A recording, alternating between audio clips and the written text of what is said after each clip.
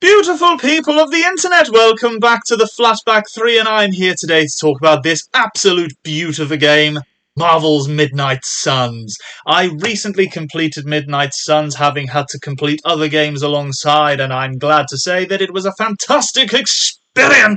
I'm going to drop the accent now because I'm so enthusiastic about this game, and I'm hopeful that we are going to get the teased sequel as a result. Now, this game was absolutely fantastic. It came out across various platforms. It was not a PlayStation exclusive, which made it more accessible for more people. And I have to say, although potentially being a financial disappointment for the developer, this has been a really enjoyable experience. A turn-based combat game in Marvel could have hit the ground and gone nowhere, but for me it hit the ground and it ran. It was a really enjoyable game with a really enjoyable story, an option to create a character that interacts with your favourite superheroes inside the Marvel universe. Now, of course, it's worth stating the Midnight Suns are not something that has appeared at all in the Marvel Cinematic Universe, and if you're only an MCU fan, you might have been surprised to learn who some of these characters were and what the Midnight Suns were.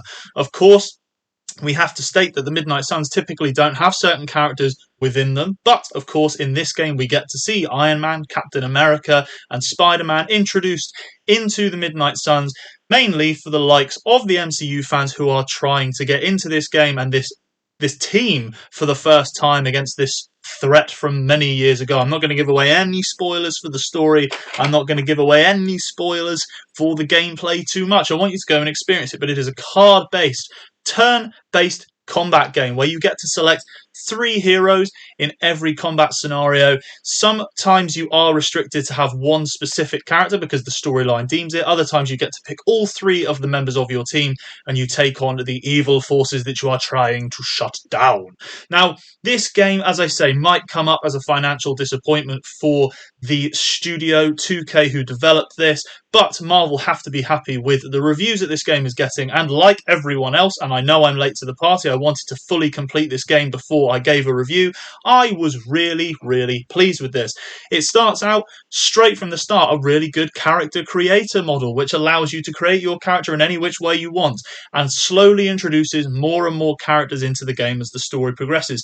You will get to spend time with the likes of Blade, Wolverine, Nico, Magic, as well as those that I've already mentioned, as well as Captain Marvel, Agatha Harkness, the Caretaker herself, and of course there is the addition of Doctor Strange here, who comes up as a really interesting character throughout the game, as well as coming up against the likes of Wanda Maximoff, the Hulk, don't want to say the name of the main villain, actually, so I don't give it away, but the likes of Sabretooth and Venom are in there as well. So you are going to get to experience a large amount of the Marvel Universe within this one game. And if you are someone who has only watched the films or watched the TV series, this is a great introduction to the wider Marvel Universe. Now, the combat can be something that you have to get used to throughout the game. It is turn-based, as I say. There are an amount of turns that you can take each turn, and some of the combat can be quite difficult. I found it really difficult with specific characters, for example, that I hadn't leveled up in earlier parts of the game because I hadn't used them as much. So, for example, when I went to use the Scarlet Witch for the first time and Captain America for the first time, I found them to be far less effective than I did further on in the game when I was able to level them up more significantly. And that's the great thing. If you don't use them in combat because you haven't leveled them up or used them earlier in the game, there are other ways that you can level them up. For example, part of this game that's a really big selling point for me and hopefully for most fans is that this is not just your story-based level to level to level game. You have to do other things around this Abbey that you are based in and the grounds of the Abbey throughout the game. You can join various clubs with other superheroes, including Book Club and Mechanics Shop. You can go fishing. You can go and look at the sites. You can go and do yoga and relaxation with a selected superhero, and you can do that once or twice a day. You can also train with each superhero in the training ground within the Abbey, as well as getting to do hangouts with them, whether that be playing video games or watching movies. And I can understand why some people bounce off this because maybe you just want to play a Marvel game to play the combat with Earth's mightiest heroes. But of course, this is an opportunity for you to get involved with the wider universe by getting to develop relationships with these characters, and as a result, that makes the combat more enjoyable because the better the relationship you build with certain characters, the more combinations, the more moves, and things like this that you're able to get. On top of this, there is the cosmetics as well. You create your own character right at the start, but you can change their look throughout the game, as well as the outfits that themselves and all of the rest of the cast are wearing.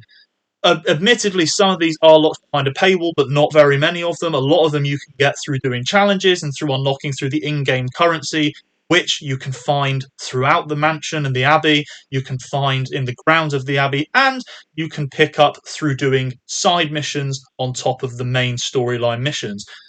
It's a fantastic experience. It's really enjoyable. The mechanics work really well.